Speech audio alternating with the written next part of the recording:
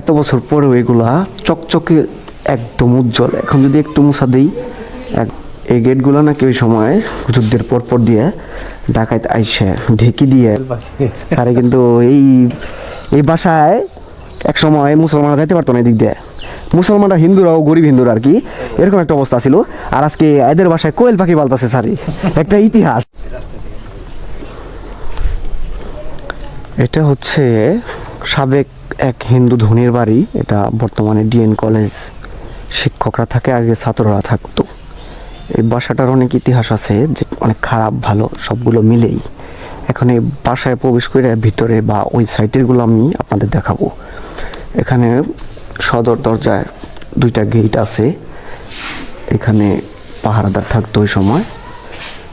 2টা গেট ছিল, এইটা একটা এটা একটা। এদের গেটগুলো অনেক মজবুত। আর দেখেন কি মোটা সেগুন কাঠের তৈরি। এই গেটগুলো নাকি ওই সময় যুদ্ধের পর দিয়ে ডাকাত আইসে ঢেকি দিয়ে বা গাছের গুঁড়ি দিয়ে ধাক্কাইতো ওই সময়ে। এইটা আসসালামু আলাইকুম। হ্যাঁ, ভালো আছেন স্যার? এই স্যার আমাদের ধর্মগঞ্জ কলেজের জনপ্রিয় একজন স্যার, নুরুজ্জামান স্যার। স্যারের সঙ্গে দেখা হয়ে গেল। স্যার এখানেই থাকেন। তো যা বলতেছিলাম, এই দরজাগুলা ওইটা ভাঙার পরে আবার এটা ভাঙতে হইতো, এরকমভাবে গেটটা করছে। আবার এখানে তো 2 সাইডে 2জন পাহারাদার থাকতোই। এটা হলো ভিতর। সামনে যতখানি জায়গা আছে, পিছনে আবার অতখানি জায়গা নিয়ে বাসাটা তৈরি করা। এই পিলারগুলার সৌন্দর্য এতটাই যে দেখুন, ওই সময় এই পিলারগুলো হয়তো ব্রিটিশ বা অন্য দেশ থেকে আনা হয়েছে, কারুকার্যে ভরপুর একদম। আর এটা হলো ওই সময়ের মন্দির, কারণ এটা তো হিন্দুদের বাসা ছিল। এখন যদিও মুসলমানরাই থাকে, হিন্দু বলতে এখানে কেউ নাই, তো এটার যত্ন ওরকম নেওয়া হয় না। এটার কারুকাজগুলো দেখেন, ওই সময় ঢালাই লোহা দিয়ে তৈরি এই স্ট্রাকচারগুলা কি সুন্দর। ওই সময় কিন্তু টাইলস ছিল না, কিন্তু এখানে দেখেন মার্বেল করা। এইটা এই সময় এরকম মার্বেল এই আশেপাশে লাগানোর মতো সামর্থ্য ওরকমভাবে কয়েকজন ছাড়া নাই। দেখেন অবস্থা। এই এত বছর পরেও এগুলা চকচকে একদম উজ্জ্বল। এখন যদি একটু মুছা দিই, একদম নতুন হয়ে যাবে এই অবস্থায়।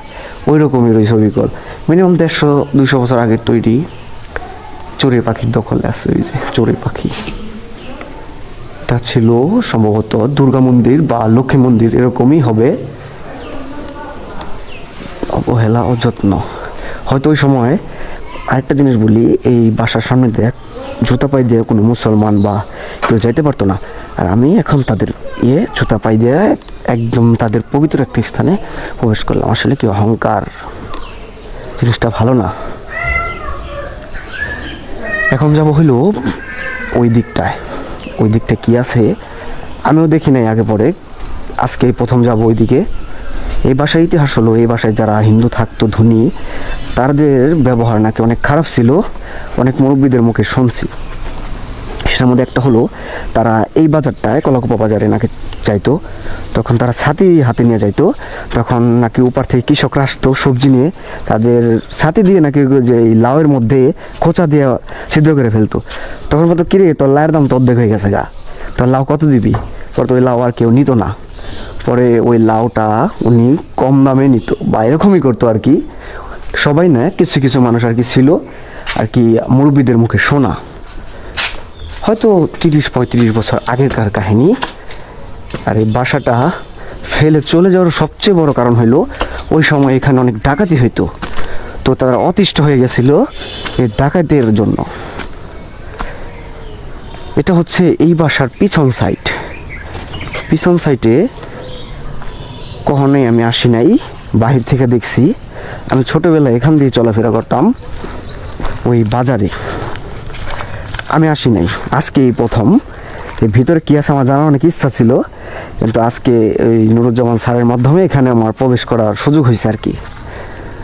ওইটা কিন্তু টয়লেট এরিয়া, ওইখানে বাসার সমস্ত টয়লেট ছিল ওইখান দিয়া। ওইটা আগে তো মানুষ বড়লোক হইলে টয়লেট থাকতো, ভিতরে রাখতে পারতো না, যতই বড় লোক হোক বাইরে থাকতো।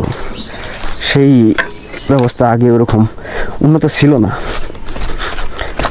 তো এই বাসার ইতিহাসটা হলো, তারা হয়তো চায় নাই কখনো যে বাসা ছেড়ে চলে যাব।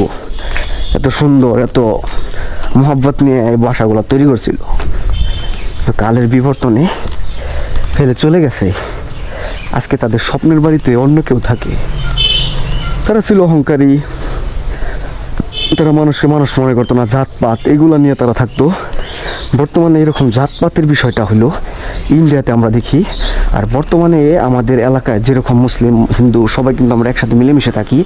আমাদের মধ্যে আমি বড় হওয়া অবস্থায় কখনো এই জাতপাত নিয়ে এগুলো দেখি নাই, কিন্তু আগে শুনছি যে জাতপাত নিয়ে অনেকই হইতো। স্যার উপরে যাওয়া যাইব? একটু উপরে ঘুরে দেখি, আসেন আগে যান স্যার। আমি আগে যাবো স্যার, কিন্তু নায়কের মতো লাগতেছে আজকে।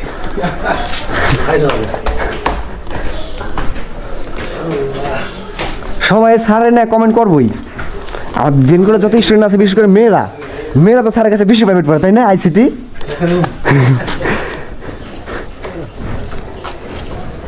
এটা হচ্ছে বাসা, তাদের স্বপ্নের বাড়ি।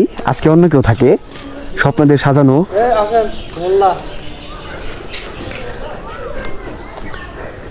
এগুলো ওই সময় হয়তো যে রেলিং এর ব্যবস্থা করছিল আর কি, এখানে বাঁশ বা লোহা ছিল, চুরি করে নিয়ে গেছে।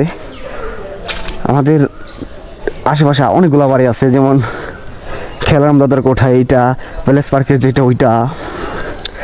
আর আনসার ক্যাম্পের ভিতরে তো অসংখ্য বাড়ি, সবই সেম, তারা সেমই ছিল, চলে গেছে।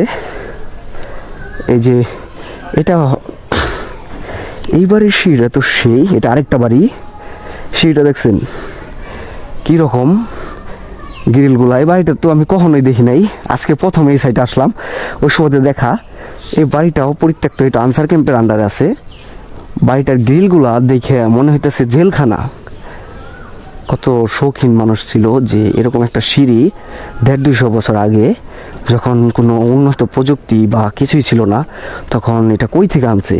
হয়তো এটা ব্রিটিশ ওই সময়ে কলকাতা বা অন্য কোনো কোথা থেকে আনা, এরকমই হবে। ঠিক আছে, ভালো থাকবেন সবাই। ভিডিওটা কেমন লাগলো জানাবেন। আশা করি আমার পেজটা সবাই ফলো করবেন। অসংখ্য ধন্যবাদ সবাইকে, আর অসংখ্য ধন্যবাদ বিশেষ করে আমাদের নুরুজ্জামান স্যারকে।